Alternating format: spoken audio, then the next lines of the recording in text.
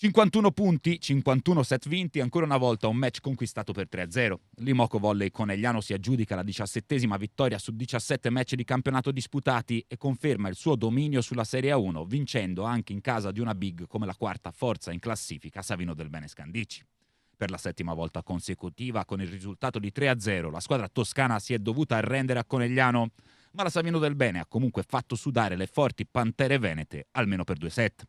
Nella prima frazione, infatti, la squadra di coach Barbolini è passata al comando nelle fasi iniziali, grazie alle giocate di Cartney e Vasileva, e Conegliano ha dovuto faticare per impattare sul 15-15.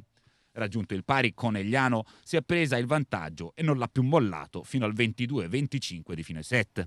Nella seconda frazione di gioco il copione è rimasto immutato, con la Savino del Bene a fare la lepre in avvio e con Conegliano a tagliare per prima il traguardo sul 20-25. La gara si è chiusa nel terzo set, con l'Imoco Volley Conegliano a stringere tra le sue spire una Savino del Bene che alla fine è stata soffocata da un 15-25 in favore di Conegliano. 12° successo 3-0 nel campionato dell'Imoco Volley, che tornerà in campo domenica contro Perugia.